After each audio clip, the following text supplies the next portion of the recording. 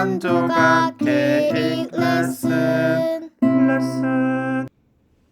자, 45분 문제 같은 경우 기둥의 길이가 3.5m인 기둥이 준공 후에 건물의 준공 후에 기둥의 길이가 3.49으로 줄어들었을 때 이 기둥의 수직 변형률을 구하라, 이 내용이네요. 그죠?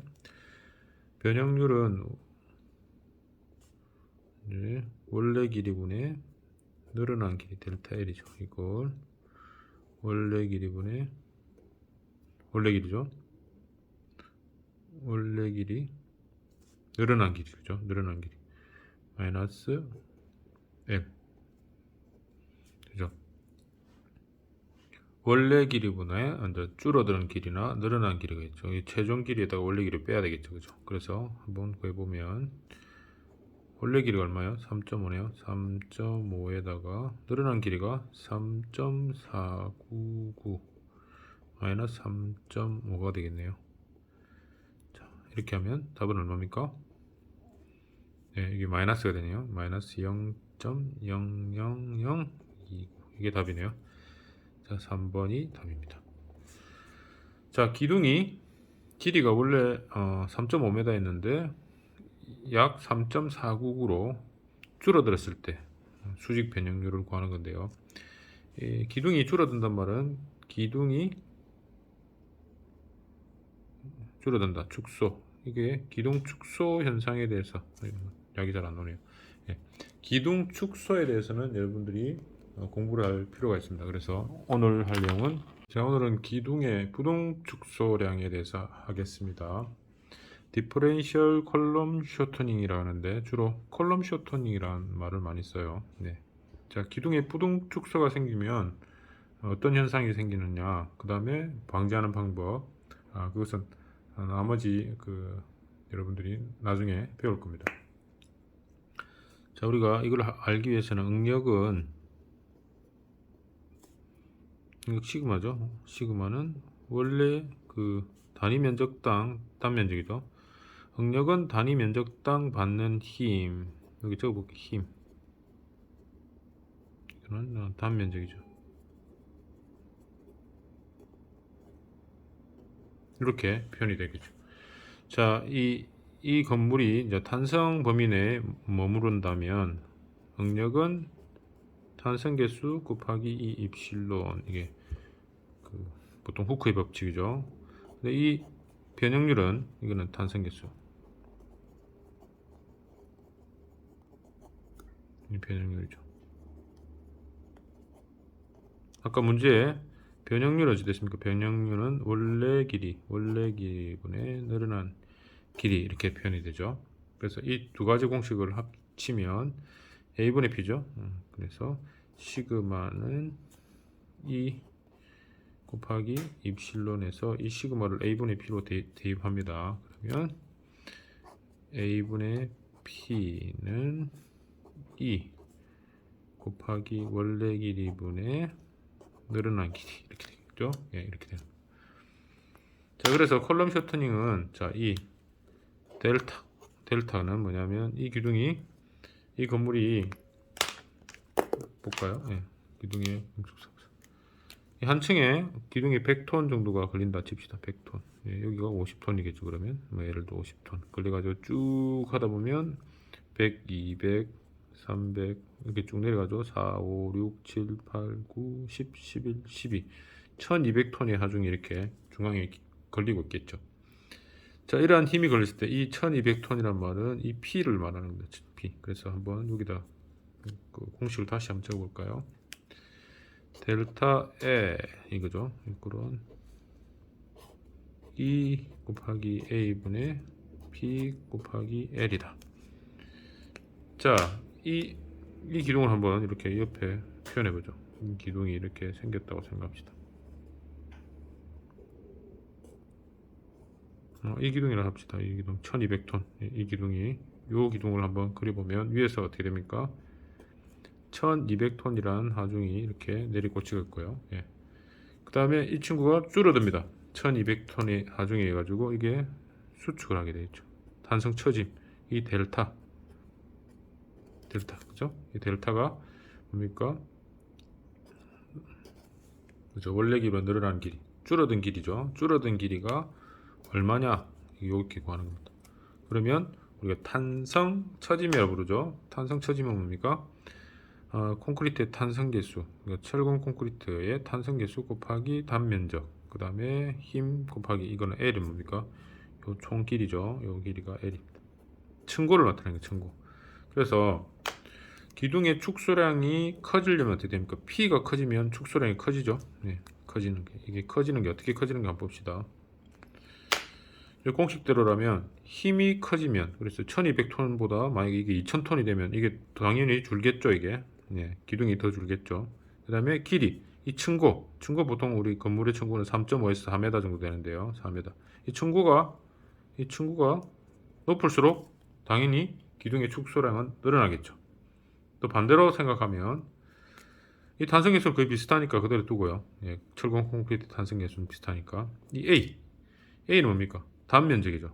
그래서 이 단면적이 크면 클수록 이게 증가되겠죠. 그래서 중요한 것은 이게 요 공식에 다 있습니다. 이게 축소량이죠. 기둥의 축소량이라고 표현합시다. 델타. 네, 델타 L. 자, 델타 L. 이 델타 L은 축소량입니다. 기둥의 축소량은 뭐하고 관계 있습니까? A분의 P하고 관계 있네요. A분의 P하고 층고는 거의 비슷하니까 가만히 놔두면 이 층고는 똑같겠죠. 이 층고가 높이가 다를 수는 없겠죠. 그죠? 그래서 보통 건물은 이 높이를 똑같이 합니다. 그래서 L은 고정값이라 보면요. A분의 P 이게 고정값이죠. 그래서 우리가 변할 수 없는 게 E 값하고 L 값은 거의 비슷해요. 그래서 이게 상수입니다. 상수. 이거는 한번 없다고 보고 생각하면 뭐가 남습니까? A분의 P가 남죠. A분의 P는 응력이죠.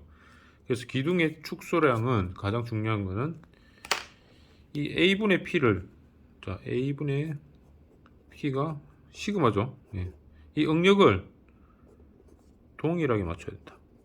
동일하게 맞추면 이 친구하고 이 친구의 처짐량이 델타이죠. 델타가 델타 L이죠. 이 처짐량이 기둥의 부동 축소량을 똑같이 하려면 가장 핵심적인 단어를 적을게요. 여기서 그냥 배우는 게 가장 중요한 게 뭐냐? 기둥의 축소량. 그죠? 갖게 하려면. 근데 동시에 이렇게 쳐지면 아무 문제가 없는데 동시에 쳐지지 않으면 문제가 생긴다는 거죠. 갖게 하려면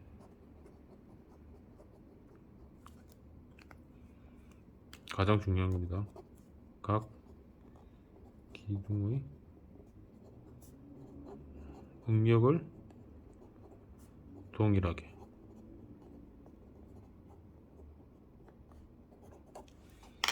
자, 응력의 기둥을 동일하게 하는 방법은 뭡니까? 이 P가 각각 다르죠? 자, 이게 1200톤이고 5 봅시다.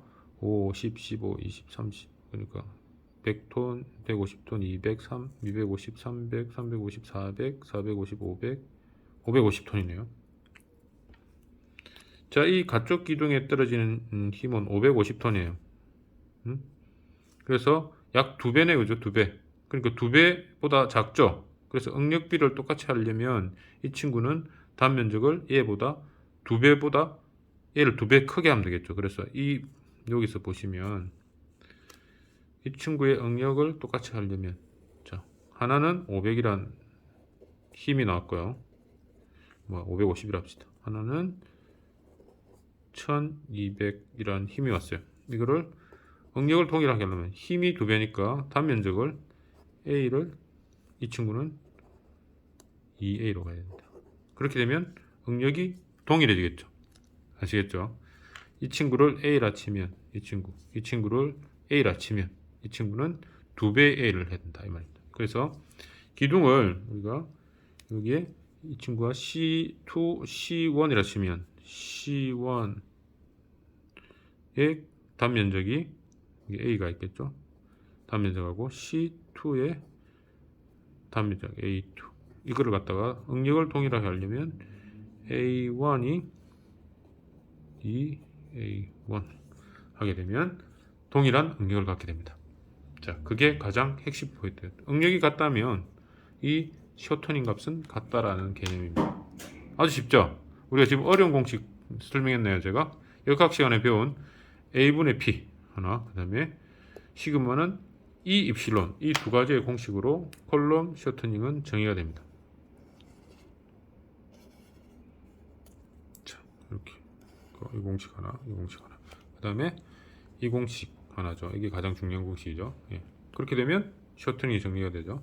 자, 여기에서 아까 쇼트닝에 대한 그 탄성 범위, 그래서 자, 기둥을 이렇게 한번 그려봅시다.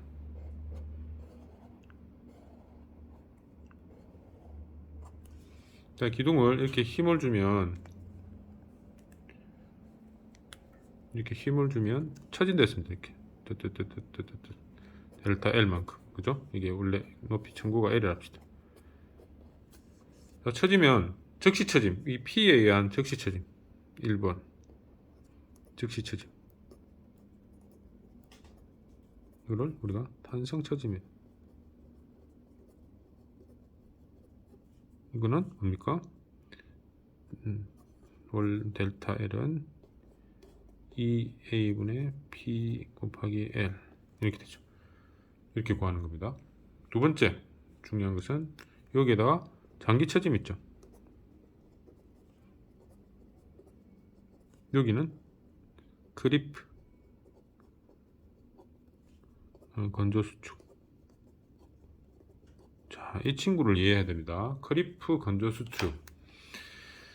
자, 갑자기 이런 이야기가 나오는데 뭐 책에 굉장히 복잡하게 설명되어 있습니다. 복잡한 거 하나도 없어요. 자, 여기 잘 보세요. 여기는 뭐로 이루어져 있을까요? 이 철근 콘크리트는 뭡니까? 뭐로 이루어져 있죠? 콘크리트는 시멘트 플러스 물 플러스 모래 플러스 자갈로 이루어져 있죠. 자, 이 크리프라는 친구의 내용과 건조 수축이 거의 같이 따라나가는데요. 자, 크리프와 건조 수축이 어려운 게 아니고요. 자, 시멘트, 물, 모래, 자갈을 한번 그림을 그려보면 이해가 됩니다. 자, 여기에 옆에다 하나 그려볼까요? 위에 이렇게 힘을 주고 있어요. P라는 놈으로. 반력이 P가 이렇게 있겠죠? 예. 그러면 여기다가 한번 그림을 그려보죠. 물이 이렇게 존재할 거고요. 그 다음에 자갈이 존재하겠죠. 자갈. 예. 이런 골재, 굵은 골재. 그 다음에 시멘트, 굵은 골재. 그 다음에 모래. 이렇게 존재합니다. 그래서 물, 굵은 골재, 뭐 이렇게 존재한다 칩시다. 자, 그러면 무슨 문제가 있냐면 처음에 이 친구를 콱 누르면 어찌 됩니까? 이만큼 줄어들겠죠. 델타, 그죠? 델타 L만큼 탄성 처짐이 일어나는 겁니다. 즉시 처짐이. 근데 이 힘을 빼지 않고 그대로 둔 상태에서 꾹 누르고 있으면 이거 우리 사람하고 똑같습니다. 사람이 역기를 들고 있어요. 역기를. 처음에는 탁 들면 얘가 조금 쭈그러들면서 즉시 처짐 델타 L이 생겨요. 사람이 이렇게 있다고 칩시다. 근데 이 친구가 이 역기를 내려놓지 않으면 점차 힘들죠. 그러면서 이 사람 조직하고 관계입니다. 사람 조직의 뼈 조직이 다시 재배치가 됩니다. 힘이 계속 빠지지 않고 있기 때문에 원래 처음에는 딱 받았다가 점차 줄어드는 현상, 그게 바로 크리프입니다. 자, 크리프는 왜 생기느냐? 힘을 줬는데 처음에는 이 자갈이라 칩시다. 자갈이라는 놈하고 모래라는 놈이 이렇게 시멘트 모래가 이렇게 있는데 이 자갈이 많을수록 힘을 빨리 전달하겠죠. 네, 빨리 전달하는데 이 친구가 처음에 힘을 받다가 작은 놈도 같이 이렇게 받겠죠. 그런데 이 분말도가 높은 이러한 모래하고 시멘트가 많으면 이 친구가 점차 재배치됩니다. 힘 때문에.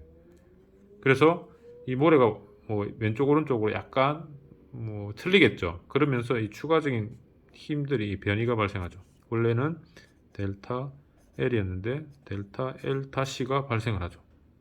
이게 바로 크리프입니다. 크리프는 이렇게 보시면 돼요. 사람이 역기를 들었는데 처음엔 딱 들고 있다가 점차 이 역기를 빼지 않는 이상은 힘이 들죠. 그래서 사람 조직 속에 그러니까 뭐 이런 게 척추도 있을 거 있고 뭐 물렁뼈도 있겠죠.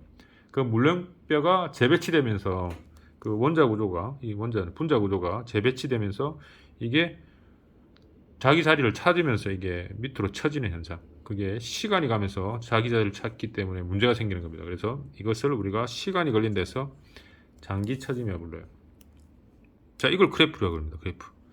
그래서 힘을 못 버티고 점차 어떤 재료들이 원위치를 하는 이유. 그래서 분말도가 높을수록 이 시멘트 가루가 많을수록 그런 현상이 많겠죠, 당연히.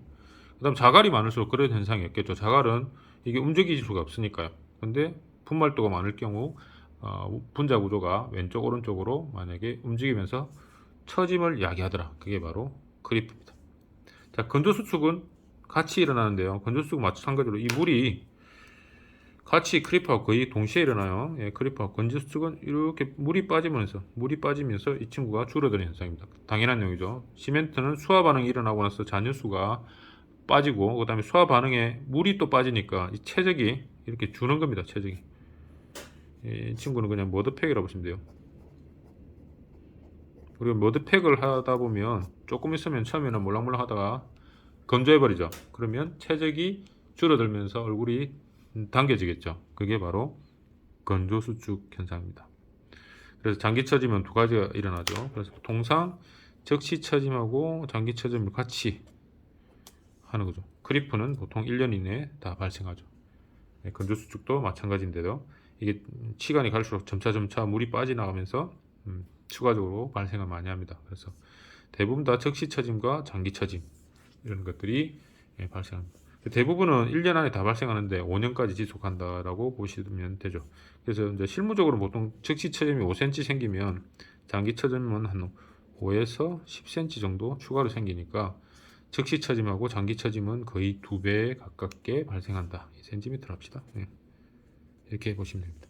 그래서 크리프에 대한 내용, 뭐 분자구조, 뭐 시멘트 물량이 어떻고 건조, 뭐 물 시멘트배 어떻고, 뭐 시멘트량이 어떻고, 이게 무슨 말이냐면 원칙적으로는 크리프 조심하세요. 크리프는 분자구조가 재배치되면서 줄어드는 현상이라고 보시면 됩니다. 그래서 분말도가 높을수록 재배치가 빨리 되고요. 분말도가 그러니까 이렇게 자갈이 많을수록 크리프는 없는 거죠. 그것만 생각하면 마찬가지겠죠. 또한 크리프는 뭡니까? 물이 많을수록 이 물이 빠져나가면 어찌 됩니까? 또 재배치대가 줄어들겠죠. 맞습니까? 그래서 크리프의 기본 개념은 하중이 빠지지 않는 상태에서 안에 있는 내부에 있는 그 구조가 줄어드는 현상이라고 보시면 됩니다. 재배치되면서. 예. 이상으로 기둥의 축소량의 기본적인 개념을 설명드렸습니다. 자, 그러면 우리 그 실제적으로 구조 해석은 어떻게 하는지 한번 보도록 하죠.